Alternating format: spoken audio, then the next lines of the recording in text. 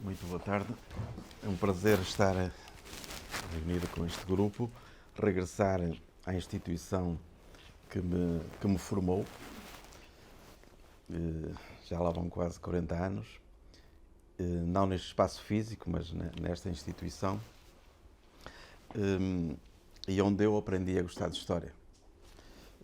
Gostaria, se me permitem, apenas dizer que quando eu me vim matricular em 74, entretanto as faculdades fecharam, eu dirigi-me ali àquele edifício da antiga Faculdade de Letras em frente ao Hospital de Santo António para me matricular e arranjei boleia a dois colegas que se vinham matricular para a História.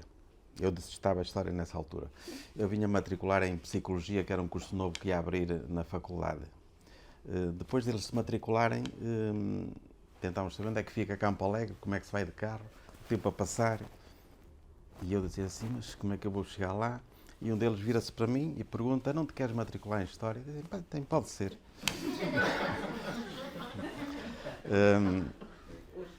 É uma questão de aproveitar as oportunidades. Entretanto, esta faculdade ensinou-me a gostar de História. Há duas pessoas que eu não posso esquecer que são responsáveis por tudo isto, o professor Dr. Eugênio dos Santos, que me marcou profundamente, que eu queria prestar também uma homenagem, que me ensinou a gostar de História, para além de outros professores, e a professora Norberta, que foi responsável por eu depois avançar para a investigação, quando eu nem sequer sonhava alguma vez, depois da licenciatura, e de começar a lecionar como professor, sobretudo o ensino secundário, alguma vez de iniciar a investigação. E a professora Norberta foi a culpada disso. Por um lado, positivo, por outro lado, mas terei de agradecer de qualquer forma, porque é um mundo que eu entrei, pronto, e que é a minha colaboração que eu pretendo prestar também. E, portanto, como professor, não sei se estão aqui alunos, mas dar o testemunho, porque, entretanto, deixei de ser professor este ano, no ensino regular, agora estou numa universidade sénior, mas dizer que não me arrependo. Foi a melhor escolha ocasional, foi o melhor curso que eu podia ter tirado.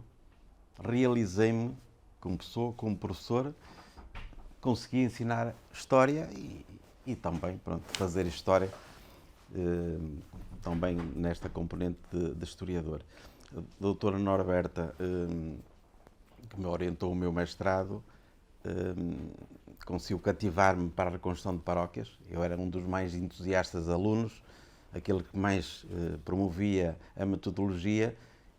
Dos 20 alunos que éramos, apenas um não fez reconstituição, que fui eu.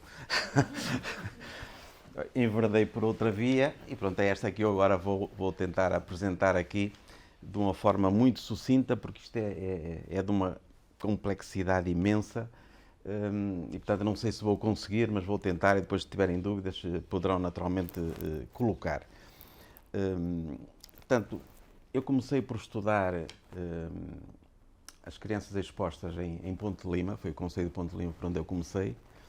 E fiz a minha tese de mestrado, defendi, tudo bem, mas a certa altura sentia-me insatisfeito. Eu via que não era por ali, havia muitas respostas, muitas perguntas para as quais eu não tinha obtido resposta. E, portanto, pelo menos adotei neste trabalho de investigação a metodologia microanalítica. Portanto, nós sabemos que para fazer os estudos expostos há duas metodologias, a agregativa e a microanálise. Quem não quiser perder muito tempo opta pela metodologia agregativa e aquilo é sempre a andar, não é? A estatística e por aí fora. Quem quer tentar penetrar profundamente neste fenómeno tem de ir pela via microanalítica e, portanto, eu posso dizer que esta minha investigação, mestrado e depois o doutoramento, de que resultou, portanto, esta minha tese sobre o Alto Minho, foram 10 anos de investigação. Portanto, foi uma opção que eu fiz a melhor opção. Claro que foi difícil, porque concilia sempre o trabalho com a investigação, mas permitiu-me penetrar e, como vou referir, ajudar a desvendar um dos fenómenos mais complexos com que nós nos defrontamos nestes séculos que estamos a analisar. Só como introdução, eu direi apenas que o estudo da exposição de crianças, portanto, a exposição, vamos entender o que é isso da exposição de crianças, Passou a ocupar um espaço de maior centralidade no campo da historiografia a partir do momento em que se começou a reconhecer a importância e as verdadeiras repercussões deste fenómeno demográfico. Antes era um fenómeno marginal, depois começou a ver que afinal ele teria muitas implicações e precisava naturalmente de ser estudado e aprofundado. Inicialmente muito confinado a aspectos jurídicos ou institucionais, que era a via mais fácil, passou a ser integrado progressivamente no âmbito dos estudos de demografia histórica, da história social e da história das mentalidades, o que lhe confere um caráter multidisciplinar, ajudando a uma melhor compreensão e à sua progressiva desmistificação.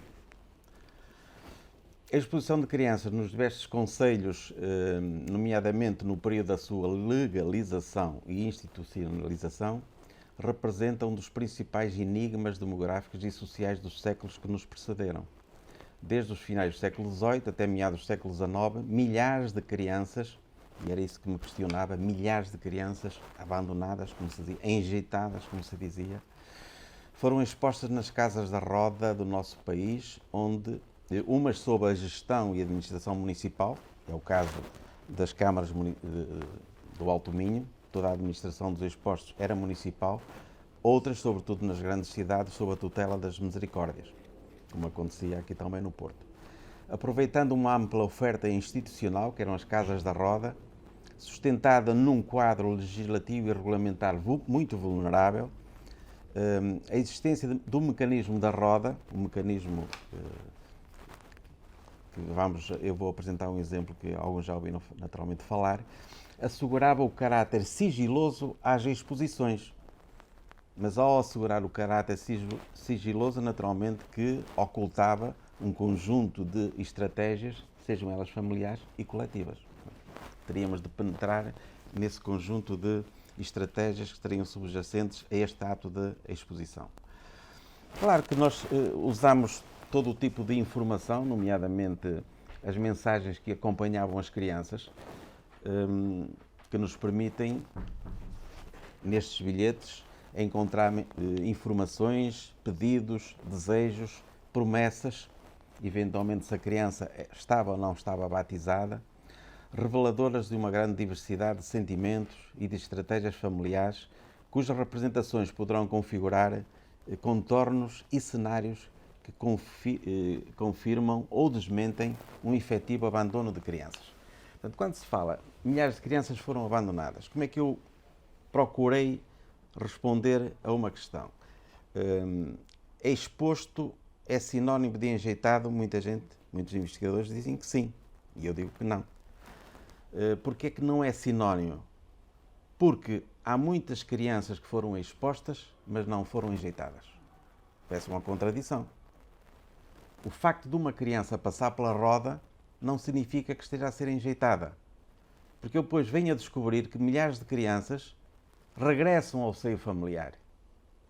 Ou por uma interposta ama que se arranja momentaneamente para fazer regressar a casa, ou então a própria ama, onde eu encontro, através da microanálise, milhares de referências a dizer esta criança teve baixa, foi entregue ou ficou com a ama que era a própria mãe. Isto é uma criança enjeitada, exposta, portanto, foi entregue, ficou com a própria ama, ficou com a ama que era a própria mãe. Era uma estratégia. Cheguei ao ponto de dizer que isto era quase um ato, não era um ato marginal, muitas vezes era um ato de amor. A miséria era extrema, eram situações em que as mães não tinham possibilidade de criar as crianças. E, portanto, mais uma criança poderia pôr em causa toda a estrutura familiar, a sobrevivência familiar. Portanto, arranjava-se de maneira de ir, através de uma instituição, buscar o subsídio que era pago às amas mensalmente. Não era muito, mas era significativo em contextos de dificuldades. E, portanto, pelo menos para a região do Alto Minho, que é que eu estudei, são 10 concelhos, portanto, tem uma base muito alargada. Muitas destas crianças foram expostas, mas não foram enjeitadas. Claro que há um número também muito significativo de crianças que nós não sabemos se foram efetivamente enjeitadas ou se foram apenas simuladamente abandonadas. Porque a mortalidade era elevadíssima. Portanto, essas crianças morriam, faleceu, teve baixa, e agora? Quem é que estava por trás? Essas nós não conseguimos naturalmente controlar. As abordagens terão de ir muito além do respectivo quadro legal, regulamentar e institucional, sob pena de não ser possível compreender o lado mais obscuro e enigmático da exposição de crianças. Um comportamento que tem sido frequentemente associado a problemas de marginalidade, como disse. Este presumível abandono ou enjeitamento massivo de crianças poderá ser progressivamente desvendado através de metodologias microanalíticas que contemplem o cruzamento de fontes diversificadas, nomeadamente os registros paroquiais, os registros municipais e, a partir do século XIX, também os registros distritais. Foram estas principais fontes que eu trabalhei. A própria designação, quando nós encontramos, e quem faz a reconstrução de paróquias muitas vezes encontra, nós no Alto Minho muitas vezes aparecem expostos, aparecem enjeitados, aparecem abandonados, aparecem postiços, a figura do postiço. Portanto, aquela criança provavelmente que não era filha biológica, mas que estava a ser criada por uma ama. Usava-se muito o termo postiço. Mas generalizou-se a ideia do exposto, criança que passava pela roda e era acolhida pela instituição para ser criada. E, portanto, contabilizavam-se todas como expostas. E presumia-se que, sendo expostas, foram abandonadas. Portanto, milhares de crianças abandonadas em Portugal. E nós temos de descobrir que, efetivamente, isso não acontecia. Muitas foram, efetivamente, abandonadas, enjeitadas. Isso temos dados que comprovam isso mesmo. Claro que a miséria poderia, eventualmente, originar a recuperação da criança, se a situação se alterasse. Os próprios escritos diziam que se a situação se alterasse, se as condições melhorassem, a criança seria recuperada. Portanto, tratem-na bem, que nós queremos recuperá-la. Outro problema também, a falta de leite. Muitas mães faziam passar as crianças pela roda porque não tinham leite. Portanto, essa criança corria o risco de morrer. Portanto, era uma forma de garantir a sua sobrevivência, tentar garantir a sua sobrevivência através da instituição municipal. E, portanto, é um conjunto de situações que nós temos de analisar através de todo este cruzamento de informação. Só um exemplo de um registro de um concelho até de Ponte Lima que tinha ou devia ter Casa da Roda, mas que não tinha. Portanto, os registros apenas dizem que neste concelho não há crianças, não temos Casa da Roda e, portanto, não temos crianças expostas. Mas este registro, por exemplo, é de uma criança, e agora tenho a dificuldade em ler, mas eu sei que diz ali registro do exposto filho de...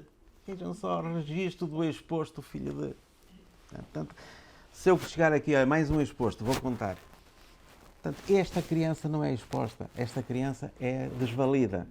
Numa situação de dificuldade, a Câmara autoriza que ela passe, não é, pela instituição e que durante X tempo, 1 ano, 2 anos, 3 anos, possa ser criada por uma ama para poder, eventualmente, ser aleitada, no caso da mãe não ter leite.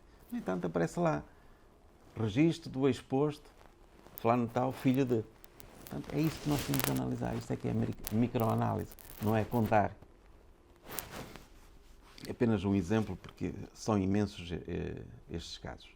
Portanto, para quem estudou o Distrito de Viana do Castelo, temos aqui uma configuração administrativa bem mais complexa, com muitos mais concelhos, coutos e por aí fora, mas depois, avançando já para o século, sobretudo para o século XIX, temos a redução destes concelhos, não aos 10, mas ainda temos ali o Concelho de Valadares, entre Monção e Melgaço, o Concelho de Castro Laboreiro, o Soajo, mas os principais concelhos que estão aqui vão ter Casa da Roda.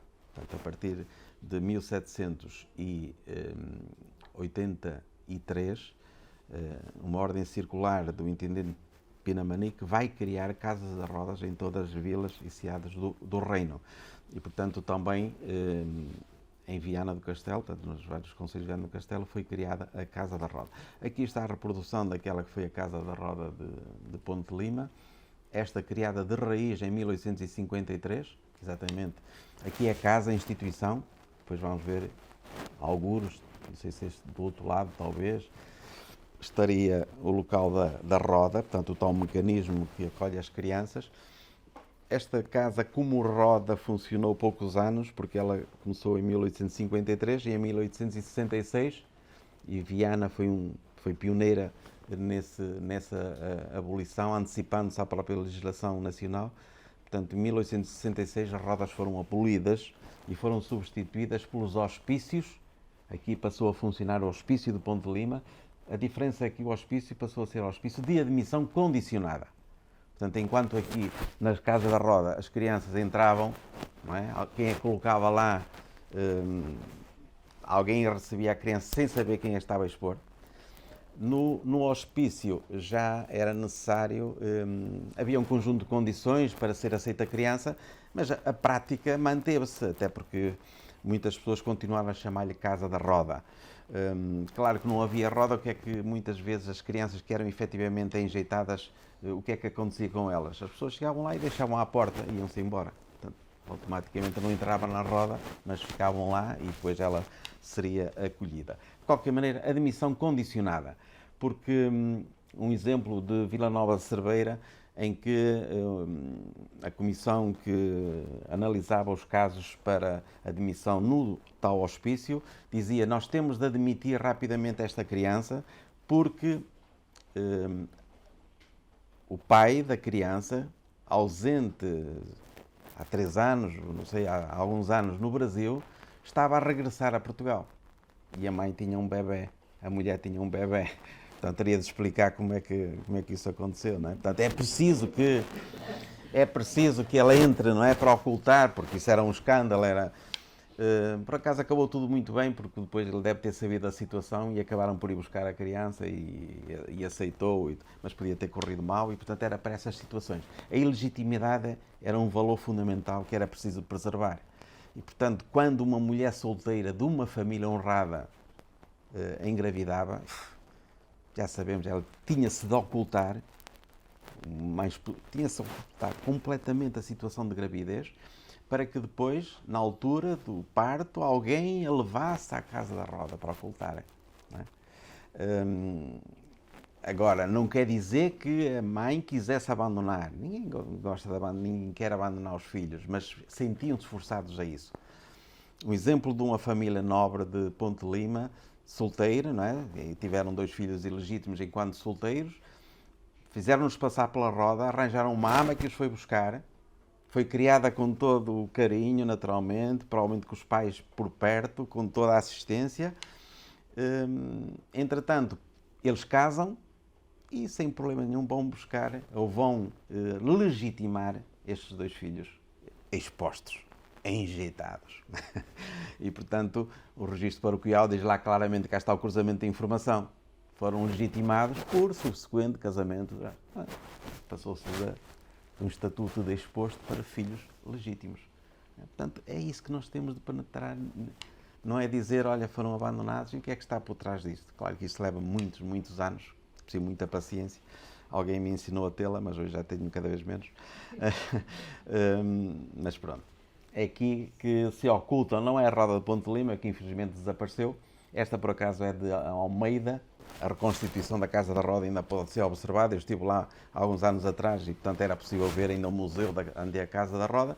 Portanto, quando chegava aqui, uma mulher, a própria mãe, alguém que transportava a criança, colocava neste mecanismo que está ali dentro, tocava uma campainha, que seria algures, não é?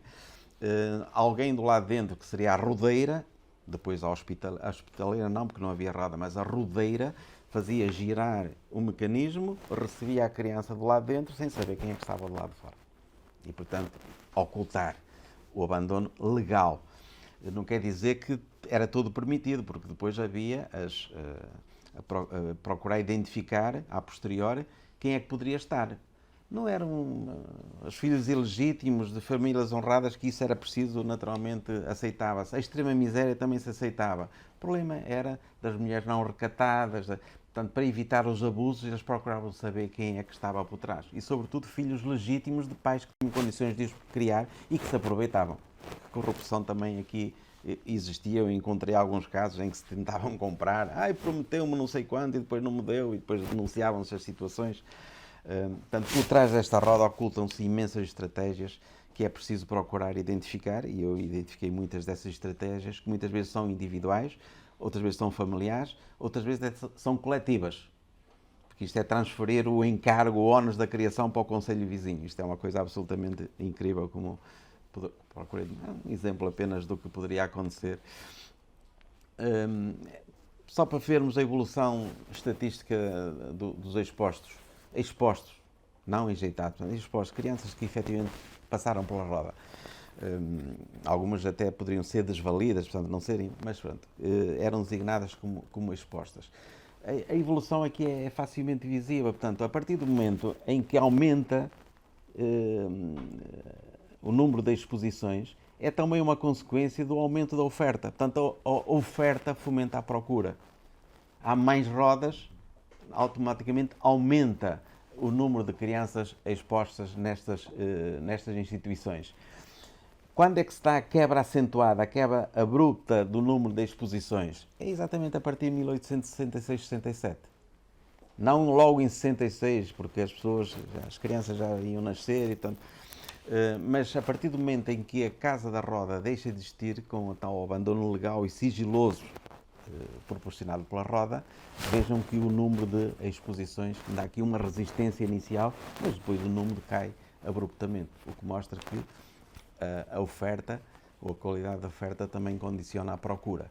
Enquanto existiu a Roda, aumentou a procura. Quando a Roda foi abolida, naturalmente que o número de exposições caiu abruptamente, mas ainda existiam algumas, não muito significativas, mas encontrei ainda algumas crianças abandonadas ou expostas ou enjeitadas, conforme no princípio do século XX.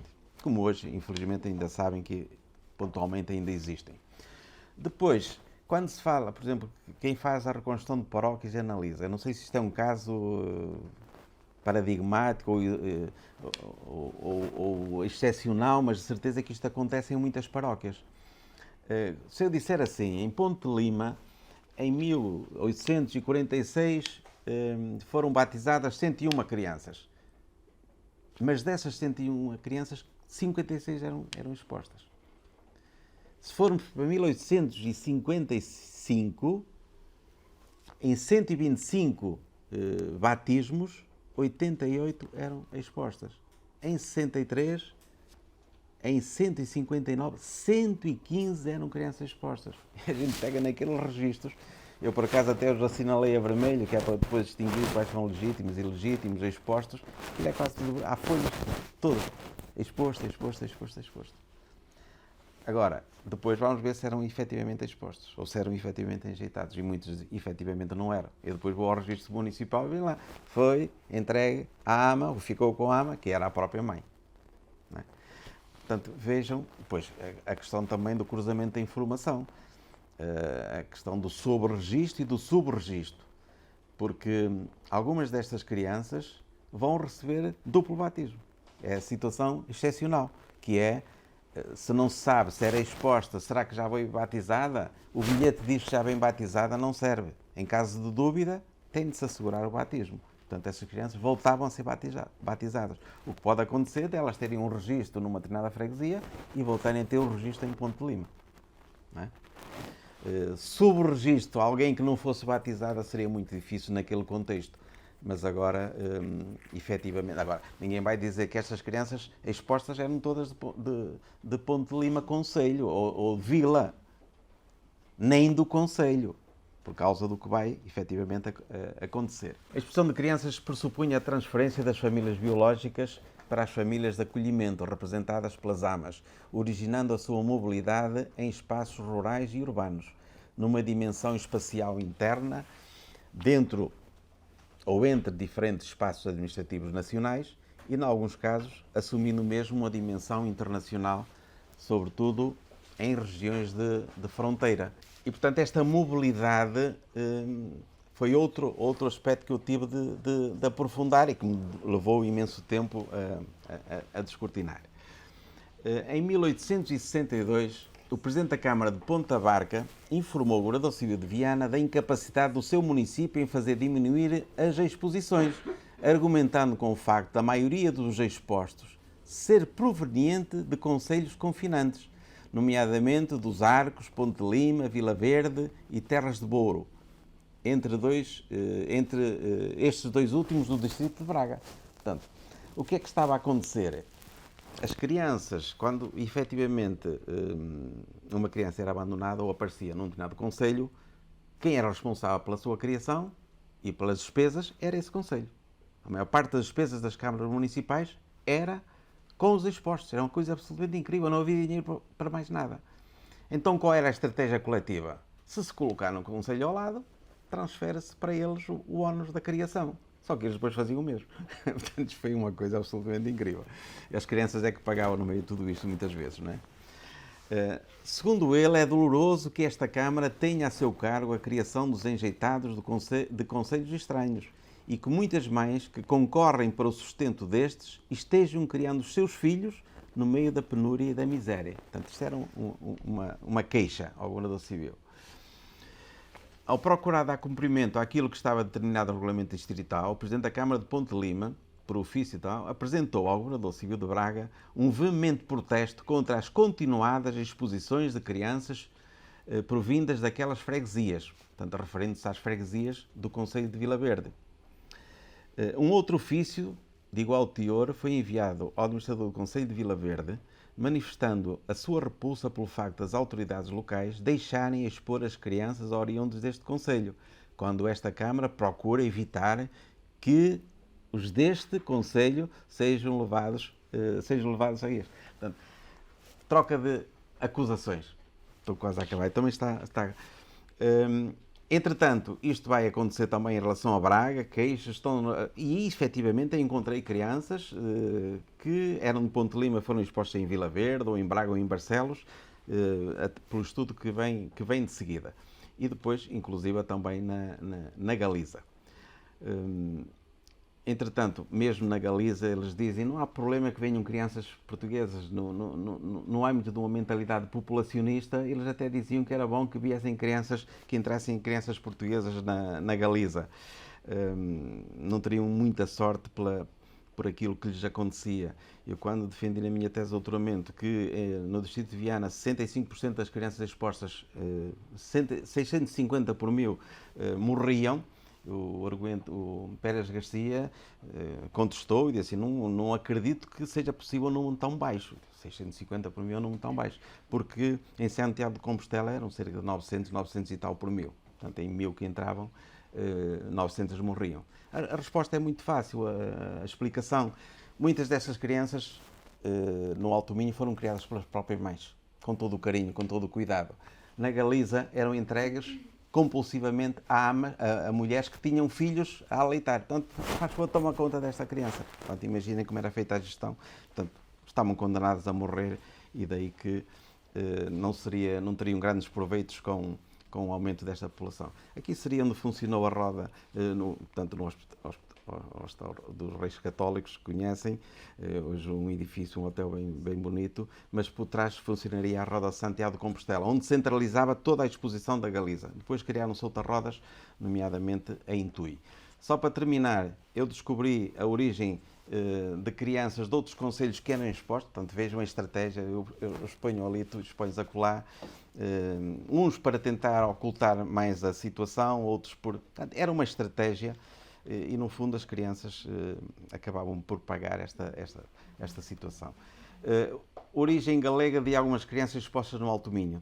Também descobri que muitas crianças da Galiza, algumas crianças da Galiza, eram expostas nas rodas do Alto Minho, umas em Caminha, outras em Cerveira, outras em Monção, Melgaço. Vinham crianças galegas, algumas com mensagens escritas em galego. Finalmente, crianças portuguesas que depois foram enviadas quando foi criada a Roda de Tui, sobretudo de um concelho de Paredes de Coura. Portanto, muitas crianças eram levadas para a Roda de Tui não como enjeitadas, mas porque parece-me que era uma instituição que acolhia muito bem as crianças e que tinha uma grande hipótese de sobrevivência. Portanto, confluíam tão bem para... São estratégias, neste caso coletivas, de um fenómeno muito complexo que eu tive muito gosto em estudar, que me levou muitos anos e que tive muito gosto em partilhar convosco. Muito obrigado.